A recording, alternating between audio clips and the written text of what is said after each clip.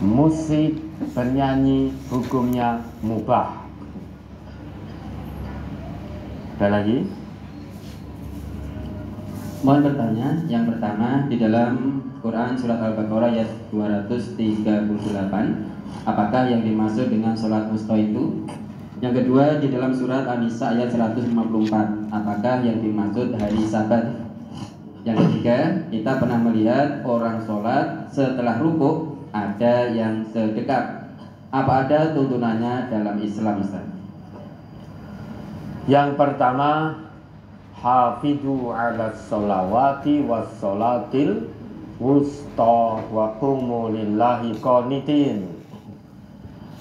Jagalah semua sholat dan sholat wusta. Berdirilah dengan khusyuk dalam sholat itu. Ada yang berpendapat sholat wusta itu sholat yang di tengah-tengah dan yang paling utama. Karena sholat yang di tengah-tengah, maka ada yang berpendapat yang dimaksud dengan sholat wusta itu adalah sholat asar. Namun demikian, jumhurul muhaddisin, mayoritas ahli hadis mengatakan bahwa ayat ini menekankan semua sholat itu harus dijaga, didirikan dengan khusyuk. Kemudian yang kedua, yang dimaksud hari Sabat itu hari Sabtu. Dulu Bani Israel itu diuji oleh Allah tentang larangan hari Sabtu.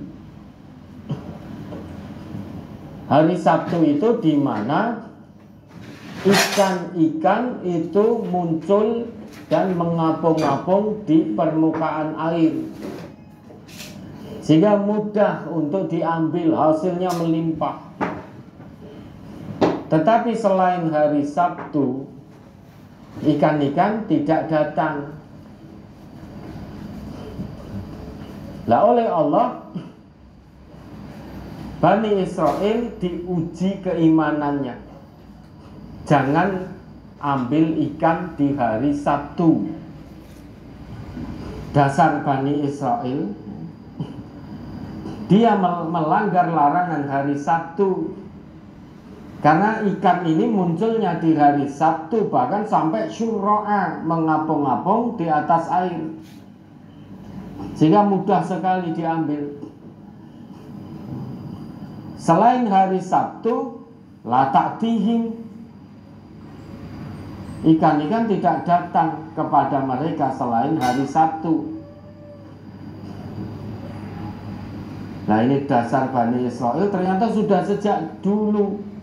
Gablek ngeyel bergudule ini wis kan dhisik gitu. Pasang perangkat di hari Jumat, hari Sabtu di rumah kayane manut ta. Secara dohir terlihat seperti manut. Oh, dina Setu ning omah ora melaut, tidak ambil ikan. Padahal perangkat sudah dipasang hari Jumat. Hari Sabtu ikan datang masuk ke perangkat, ambilnya hari Ahad. Ambilnya hari Ahad, hari Sabtu di rumah. Nah, kayane manut gitu loh. Gusti Allah hendak dikelabui. Allah hendak mereka tipu. Maka hari Sabat itu hari Sabtu. Coba Al-A'raf 163-166. Was'alhum 'anil qaryati allati kanat hadiratal bahri idh ya'duna fis sabti idh ta'tihim hitanuhum yawma sabtihim syurra'a wa yawma la yasbituna la ta'tihim kadzalika nabluhum bima kanu yafsukun. Mari Surah Al-A'raf surat ke-7 ayat 163-164. Was'alhum 'anil qaryatil lati kanat hadiratal bahri id ya'duna fis sabti id ta'tihim hitanuhum yawma sabtihim sur'aw wa yawma la yasbitun wa yawma la yasbituna la ta'tihim kadzalik nabluhum bima kanu yafsukun. Wa idh qalat ummatun minhum lima ta'izuna qauman illahu muhlikuhum aw mu'adzibuhum 'adzaban syadidah qalu ma'ziratan ila rabbikum wa la'allahum yattaqun. Dan tanyakanlah kepada Bani Israel tentang negeri yang terdekat di dekat laut ketika mereka melanggar aturan pada hari Sabtu. Di waktu datang kepada mereka ikan-ikan yang berada di sekitar mereka terapung-apung di permukaan air, dan di hari-hari yang bukan Sabtu ikan-ikan itu tidak datang kepada mereka.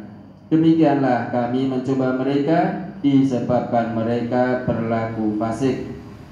Dan ingatlah ketika suatu umat di antara mereka berkata, mengapa kamu menasihati kaum yang Allah akan membinasakan mereka atau mengazab mereka dengan azab yang amat keras? Mereka menjawab, agar kami mempunyai alasan atau pelepas tanggung jawab kepada Tuhanmu dan supaya mereka bertakwa. Nah, ini dulu 163, 164 ya. Jadi dulu pernah ada satu negeri letaknya di dekat laut, dan penduduk negeri tersebut melanggar larangan hari Sabtu. Karena hari Sabtu itu ikan-ikan itu melimpah, bahkan sampai syurra'a, terapung-apung di permukaan air, sehingga mudah sekali diambil. Tetapi kalau selain hari Sabtu, wa yauma la yasbituna la ta'tihim, hitan, ikan-ikan itu selain hari Sabtu tidak datang. Lah, larangan hari Sabtu dari Allah itu kepada Bani Israel itu sebagai ujian. Kadzalika nabluhum bima kanu yafsukun. Karena Bani Israel itu suka berbuat kefasikan, suka bermaksiat, diperintah taat malah maksiat. Kemudian sekali lagi Allah peringatkan, Allah beri ujiannya. Ternyata malah larangan dari Allah diakali. Jumatnya, kalau bahasa sekarang, Jumatnya pasang jala, Sabtu ongkang-ongkang kaki di rumah, tiduran di rumah. Orang yang melihat, orang yang beriman melihat, oh ya tenan manut, berarti soleh tenan gue. Dina Minggu dijiko iwake wis mlebu kabeh. Rumangsane Gusti Allah bisa dibohongi, bisa ditipu. Namun demikian, tetap masih ada sebagian yang terus mengingatkan untuk beriman kepada Allah.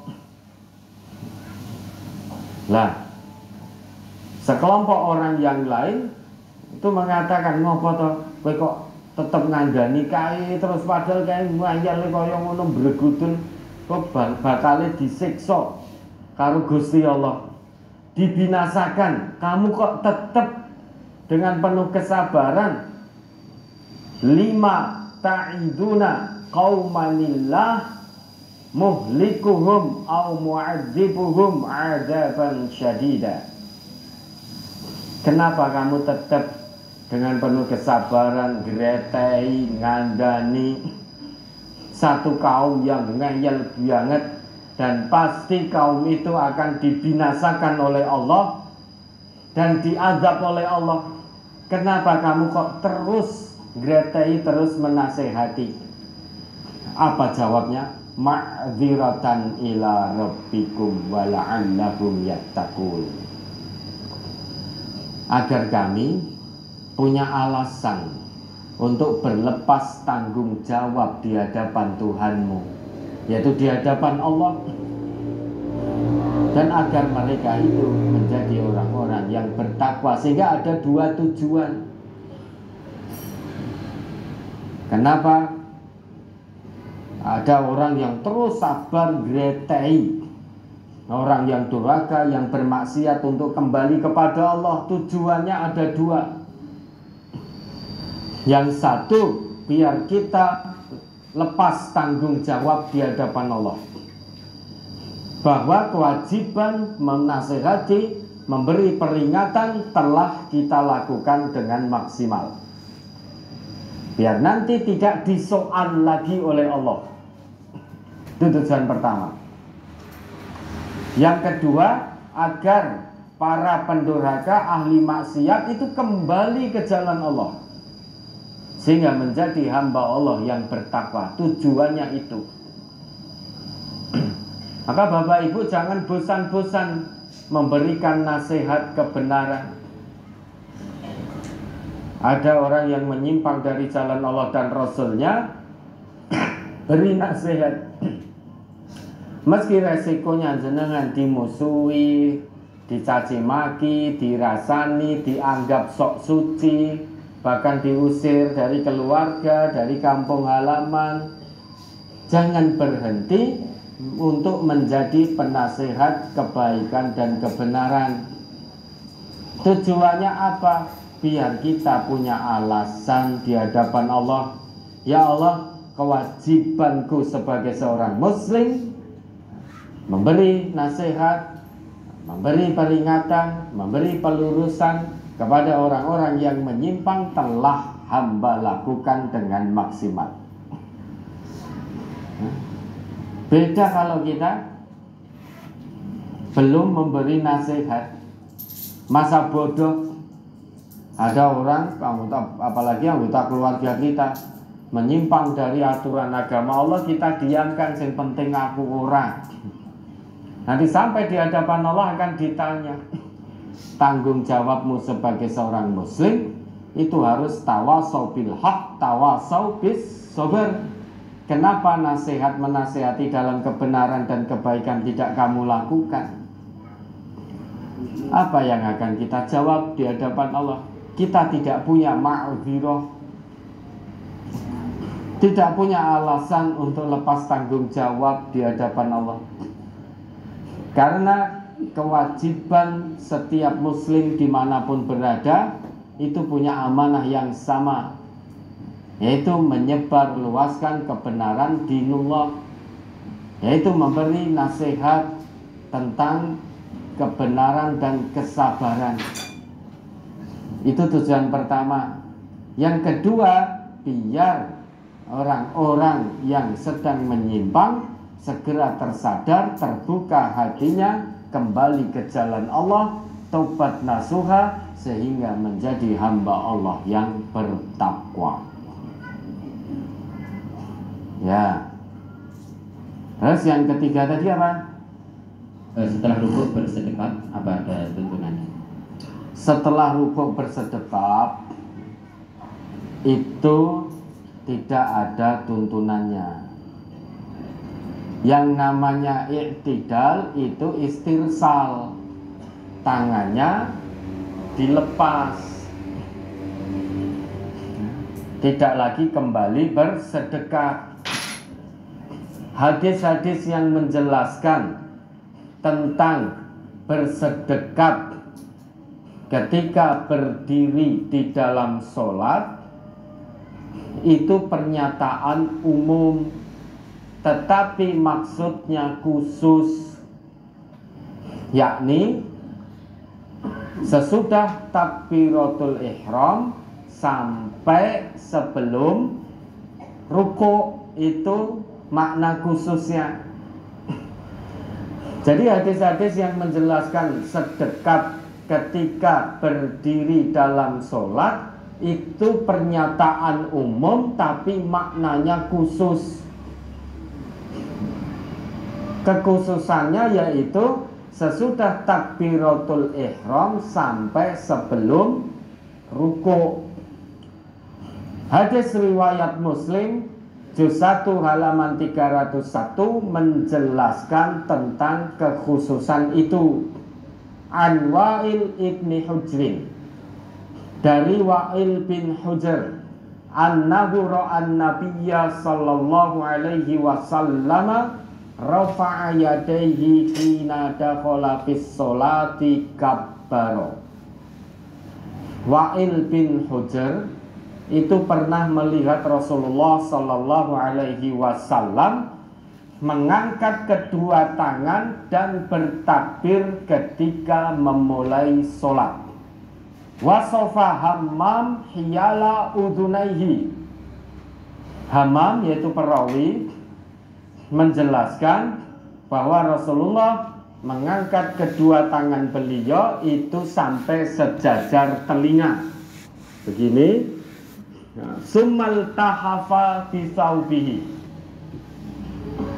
Kemudian sesudah itu beliau berselimut dengan pakaian beliau. Summa wada'a yadahul yumna 'alal yusra.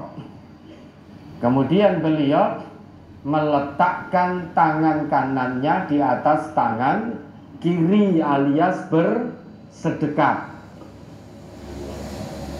Falamma arada ayyarka'a akhraja yadayhi minat thawbi thumma rafa'ahuma.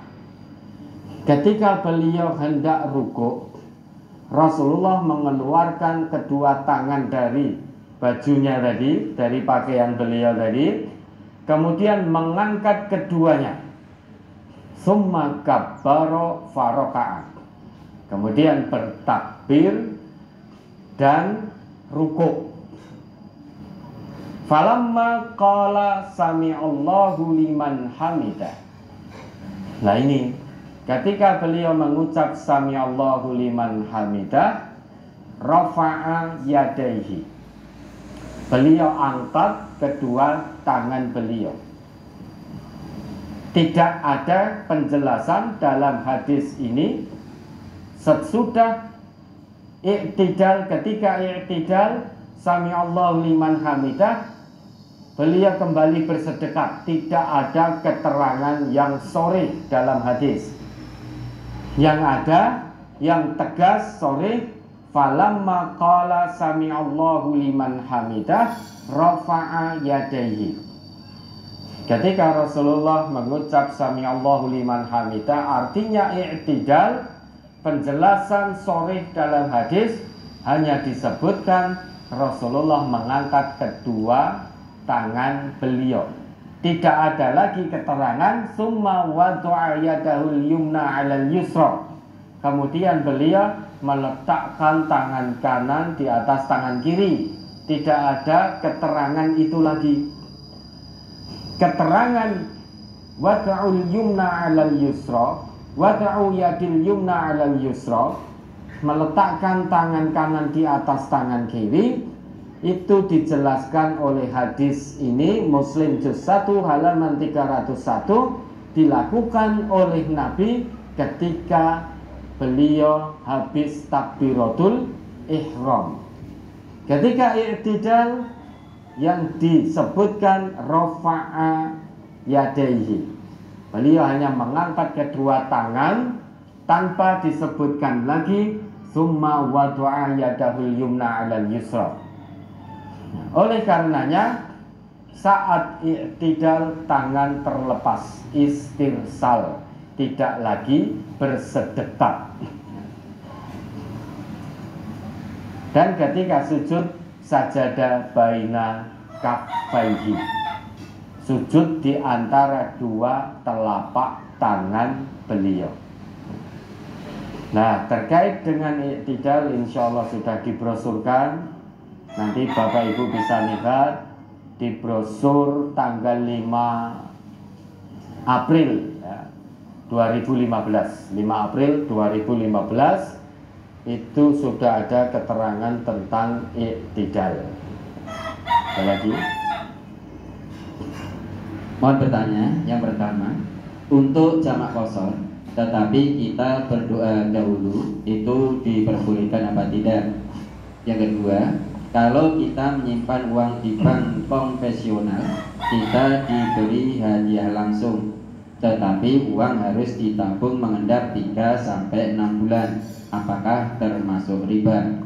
Yang ketiga, memberi kepada orang tua kita, tetapi si anak itu memberinya dengan mengatakan, ini sedekah saya, Mbok atau Mak. Itu diperbolehkan atau tidak, Ustaz?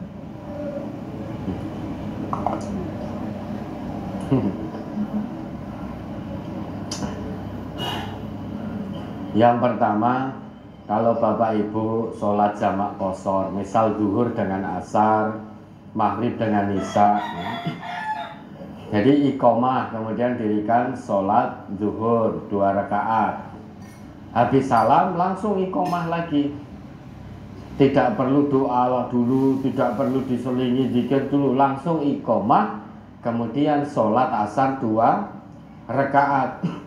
Nah habis itu baru zikir. Jadi sesudah sholat zuhurnya selesai, langsung iqomah, tidak perlu zikir. Nah, terus kemudian sholat asar 2 rakaat, kalau sudah selesai baru zikir. Sehingga sholat jamak qasar itu tidak perlu diselingi zikir, tidak perlu diselingi doa dulu.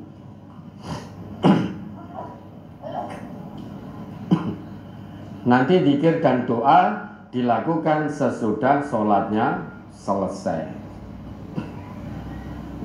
Yang kedua, hindari menyimpan uang di bank konvensional semaksimalnya. Saya tidak akan menjawab hadiah yang sudah 3-6 bulan mengendap di bank konven diberikan apakah halal atau tidak. Saya tidak jawab itu, tapi jawaban saya hindari, jauhi menyimpan uang di bank konvensional semaksimalnya. Bisa dipahami Bapak Ibu?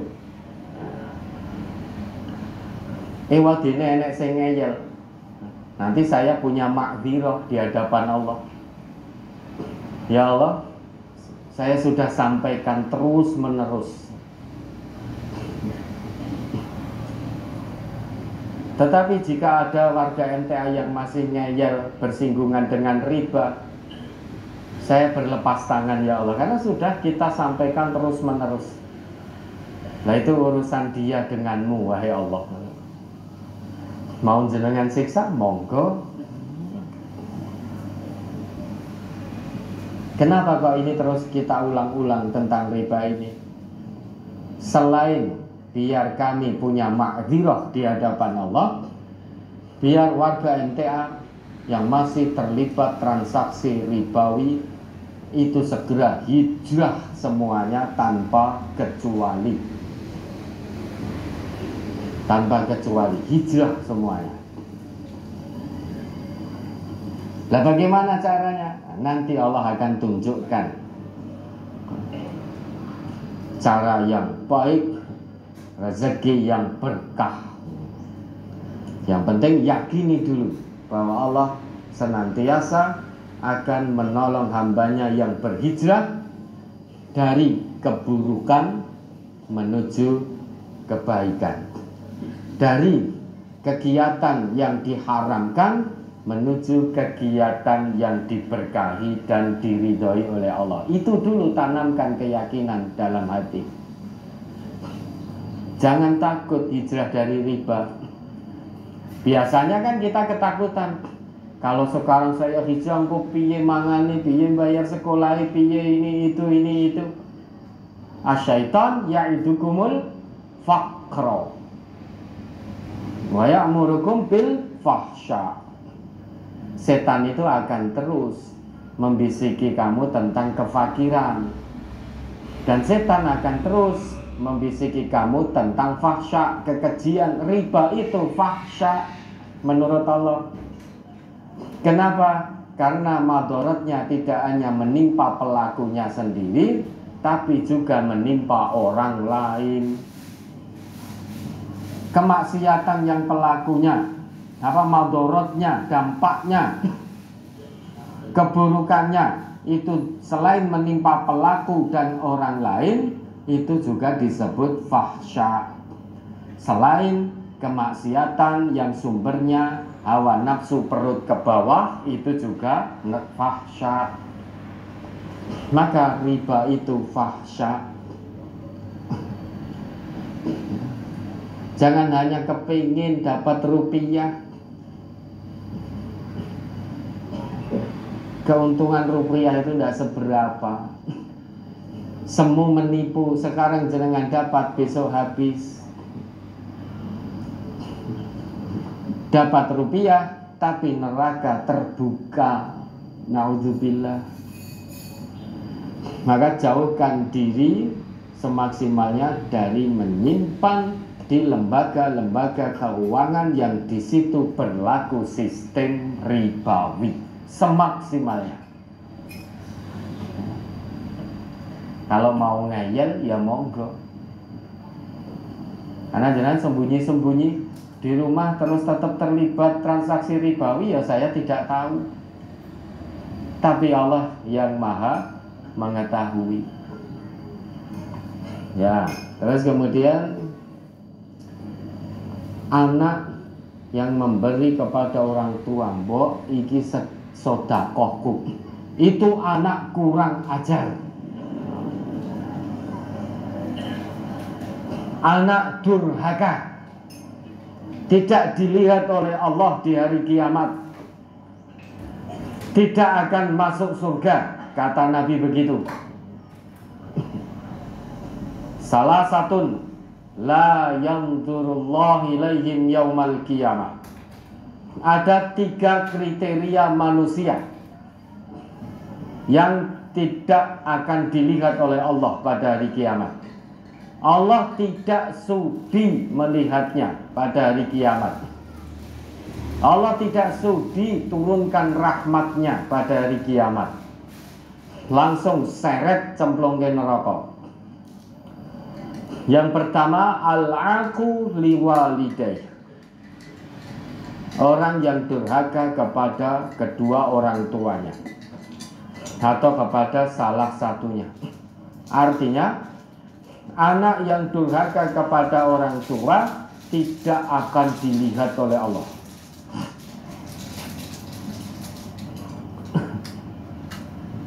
Kemudian yang kedua, ada dayus. Apa itu dayus? Orang yang membiarkan perzinaan terjadi dalam rumahnya. Kan ada tuh orang yang menyewakan rumahnya untuk perzinaan, kan gitu. Nyewa kamar di rumahnya dibuka untuk perzinaan, datang lelaki hidung belang, di situ ada wanita nakal, datang ke situ, disewakan rumahnya, hanya mengejar rupiah.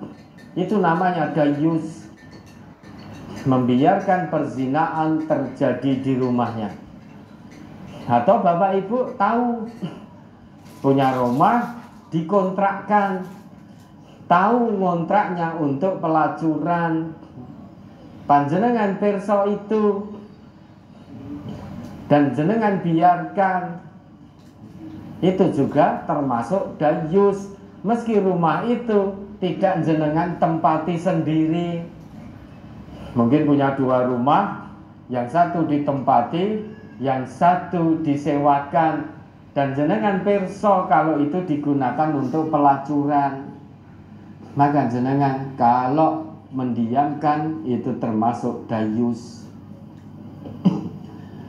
Atau jenengan punya usaha perhotelan atau kos-kosan atau losmen atau apa, artinya usaha itu di bawah kewenangan panjenengan, wong milik jenengan.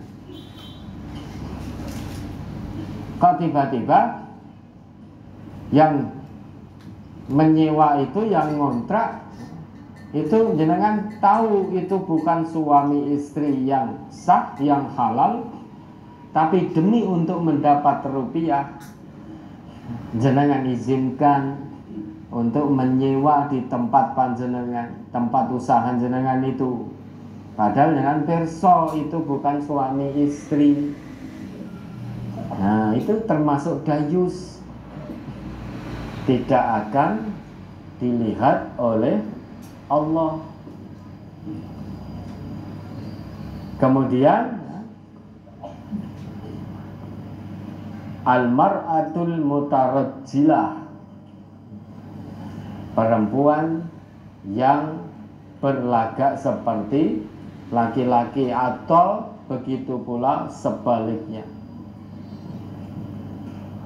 Terus ada di riwayat lain, salah satu la yadkhulunal jannah, ada 3 kriteria manusia yang tidak akan masuk surga. Yang pertama, al-aqu liwalidayh, diulangi lagi oleh Nabi, anak yang durhaka pada orang tuanya. Al-mudminu 'alal khamri, pecandu minuman keras, orang yang minum minuman keras sengaja meminum khamr dan tidak mau bertobat, itu gak akan masuk surga. Wal mannanu bima a'ta, orang yang mengundat-undat pemberian, itu juga tidak akan masuk surga. Kalau itu dari saya, Bapak Ibu boleh tidak percaya, tapi itu dari Nabi, sabda Nabi, pasti benarnya. Lawang memberi orang tua kok, mbok iki sedekahku, iki zakatku, mbok ngono dhisik rasa dilairke, rasa diopeni, itu anak kurang ajar, anak keranjingan. Durhaka, tidak boleh anak seperti itu pada orang tua. Ya, ada lagi. Berikutnya, sebelum ke pertanyaan, kami sampaikan permohonan untuk memindah atau menggeser mobil Honda Civic Silver dengan nomor polisi AD 1679KH yang diparkir di Pamedan Mangkunegaran, mohon dipindah karena posisi di lokasi parkir wisata. Sekali lagi, Honda Civic nomor polisi AD 1679KH yang diparkir di Pamedan Mangkunegaran, posisinya di posisi parkir pariwisata, mohon untuk segera dipindah. Terima kasih. Ya, mari kalau memang itu milik yang ngaji di sini segera dipindah. Terus mendoakan mayit setelah pemakaman, Allahumma firlahu wasabidhu, itu sendiri-sendiri atau diimami seseorang kemudian yang lain mengamini, Ustaz?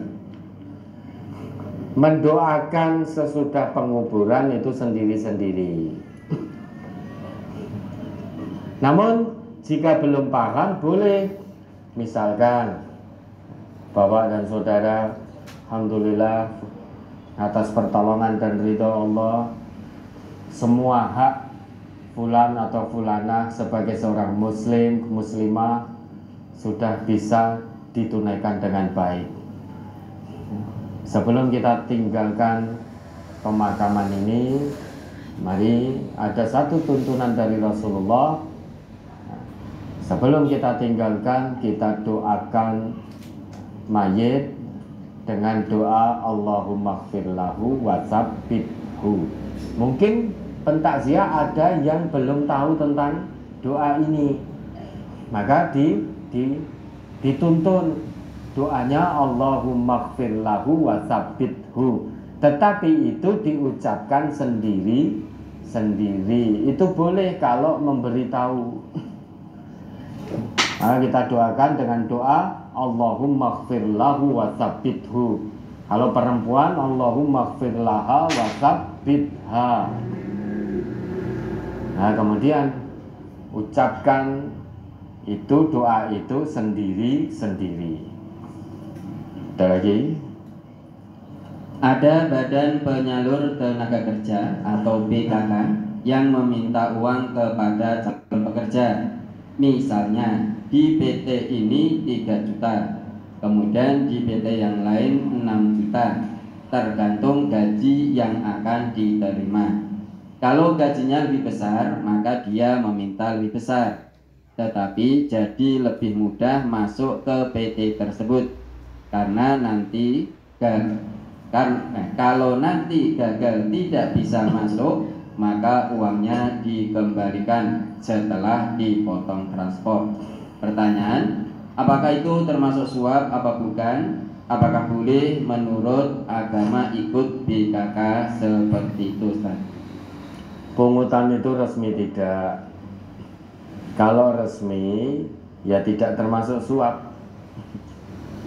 Tapi kalau pungutan itu tidak resmi, yaitu termasuk suap. Maka yang perlu kita ketahui, pungutan itu resmi apa tidak. Kalau resmi tidak termasuk suap. Kalau tidak resmi itu termasuk suap. Ya tentu jenengan yang ikut di situ lebih tahu itu resmi apa tidak. Ya, ada lagi? Sebelum ke pertanyaan langsung, ini ada satu pertanyaan mau dijawab sekarang. Baik, berkenaan dengan menghindari riba. Saya ikut arisan setiap bulan 1 kali diundi, dan setiap sebulan sekali itu ada kenaikannya Rp1.000. Misalnya iuran pertama sebesar Rp350.000, pada bulan berikutnya menjadi Rp351.000. Yang demikian itu apakah termasuk riba atau tidak? Dan itu sudah disepakati seluruh anggota sebanyak 30 orang, dan saat ini tinggal 2 orang yang belum mendapatkan. Kalau